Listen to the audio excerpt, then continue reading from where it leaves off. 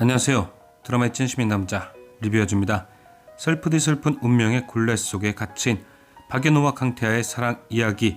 연려박씨 계약 결혼 뒤 지난 10회에서 박하 커플은 천명에 의해 자신들이 겪고 있는 반복된 운명에 대해 모든 진실을 확인했습니다. 그리고 두 사람은 그 운명이 가혹하고 행여 정해진 운명이라 할지라도 어떻게든 헤쳐나가기로 결심했죠. 하지만 이들의 강한 의지만큼 그 운명이란 놈도 호락호락하지는 않았습니다. 끝까지 우리 박하 커플을 괴롭히고 있었죠. 결국 10회 마지막에는 조선에서와 마찬가지로 연우는 다시 한번 보쌈을 당하였고, 태아는 조선에서 자신에게 비소를 먹였던 황희사에게 공격을 당할 위기에 놓이게 됩니다. 물론 이어진 11회 예고편에 두 사람 모두 멀쩡히 등장하는 것을 보면 위험에서 벗어나긴 한 것 같죠. 연우는 자신을 강제로 가둬놨던 사람들에게서 도망쳤고, 태아는 마지막 순간에 강상모가 그를 밀어 구했을 듯 합니다. 강상모가 모든 일의 원흉이긴 하지만 어쨌든 그 악행의 본질에는 태아를 위한 것이란 바탕이 깔려 있는 바, 태아가 도자기에 맞아 죽게 생긴 걸 그가 그냥 두고 보진 않은 거죠. 그런데 이렇게 두 사람 다 목숨은 구했지만 이 사건으로 인해 두려움은 더 커졌을 겁니다.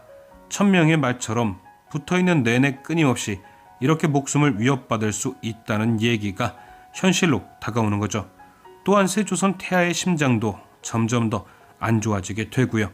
11회 예고편에서 태아는 담당 의사를 찾아가 제발 자신의 심장을 고쳐달라고 울부짖습니다. 그동안은 의사의 요구에도 입원조차 하지 않았던 그의 모습과 굉장히 대조적이죠. 강태하의 태도가 이처럼 갑자기 180도 변한 이유는 단 하나입니다. 바로 연우를 위해서. 천명은 두 사람이 붙어 있으면 강태하가 꼭 죽게 된다고 했습니다. 그러니 계속해서 안 좋아지는 자신의 심장은 어찌 보면 이별의 신호인 거죠. 천명의 말대로 죽게 되어도 연우와 이별, 그게 아니더라도 계속 이렇게 심장이 안 좋아진다면 어쩔 수 없이 연우가 자신을 떠나게 될 테니 그것도 이별. 그러니 운명과 싸우겠다던 연우와의 약속을 지키기 위해, 그리고 부담을 갖고 있을 연우를 지키기 위해 어떻게든 살아야 하는 거고, 이 모든 것이 그런 태아의 의지를 보여주는 겁니다. 하지만 역시나 11회 예고편을 보면 두 사람의 그런 격렬한 의지에도 불구하고 반복된 운명은 그들을 벗어나지 않은 것 같죠. 왜냐, 예고편의 마지막 연우가 다시 조선으로 돌아간 장면이 등장했으니까요. 하지만 연우가 조선으로 돌아간 이유는 우리의 생각과 다를 것 같습니다. 우리의 생각은 이렇겠죠.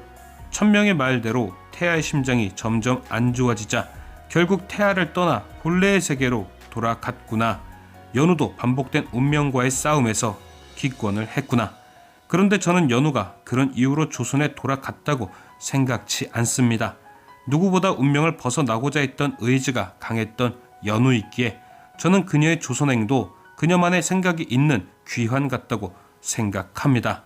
그러니까 단순히 강태하의 죽음을 막기 위해 조선으로 간 것이 아니라 조선으로의 복귀 자체가 그녀의 의지인 거죠. 반복된 운명이 계속된다면, 그리고 그것을 미래에서 바꿀 수가 없다면, 그래, 과거로 돌아가 반복된 운명의 시작 자체를 막아버리겠다. 이별로 태아를 고치는 것이 아니라 애초에 조선에서 태아를 죽지 못하게 막아 미래의 태아도 구하겠다. 그리고 조선에서 반복된 운명의 시작을 바꿔버린 뒤 다시 태아에게 돌아가겠다. 두 사람은 11회에서 천천히 이별 준비를 할 겁니다. 11회 내내 등장하는 달달한 장면들이 바로 그것이죠. 갑작스런 이별이 아닌 천천히 납득이 되는 이별. 왜 자신이 가야 하는지 태아에게 충분히 설명을 하는 겁니다. 그가 연우의 복귀를 이별이 아닌 과정으로 받아들이게 하기 위해서요. 왜 가야만 하는지 충분히 설명을 하는 거죠. 그리고 저는 11회 예고편 안에 이미 연우가 다시 새 조선으로 돌아올 것이라는 확실한 증거를 봤습니다. 바로 연우와 태아의 초야. 연우는 조선 사람입니다. 그녀에게 초야는 세조선의 강태하가 진정한 자신의 서방님이라는 가장 큰 의미입니다. 요즘이나 개방된 사고들에 의한 여러 관계가 존재하지만 조선시대에서 초야는 아주 엄격한 의미가 들어있잖아요. 그러니 연우가 태아와 초야를 치른 것만큼 그녀가 진짜 서방님을 찾아 다시 돌아올 거란 확실한 증거는 없는 거죠. 태아를 살리기 위한 계속된 설득, 내가 가서 당신을 구할 수 있는 방법을 만들어 오겠다. 그러니 기다려 타오. 반드시 서방님을 뵈러 다시 돌아오겠다. 이런 강력한 의지의 태아도 결국 연우를 보내주는 것이고요. 물론 꼭 다시 돌아온다는 약속을 하고 말입니다. 태아가 준 나비 목걸이가 그의 믿음인 것이죠. 연우가 반드시 돌아올 것이라는 믿음. 자, 그럼 연우는 그렇게 사랑하는 태아를 두고 조선에 가 어떤 방법으로 반복된 운명 자체를 막아낼 것인가. 어제 리뷰에서도 말씀드렸듯이 연우가 도착한 조선은 그녀가 우물에 빠지기 얼마 전일 겁니다. 그녀의 머리가 쪽진 머리가 아니기에 아직 태아를 만나지 못했던 시간으로 돌아간 것이 아닐까 예상이 되죠. 그리고 이건 아마도 천명의 선물일 겁니다. 세조선으로 가 태아를 다시 한번 만날 기회를 줬던 것처럼 이번에도 과거를 바꿀 수 있는 기회를 다시 한번 준 것이 아닐까요? 어쨌든 연우는 이제부터 새 조선에서 알게 된 진실을 바탕으로 미래를 바꿔야 합니다.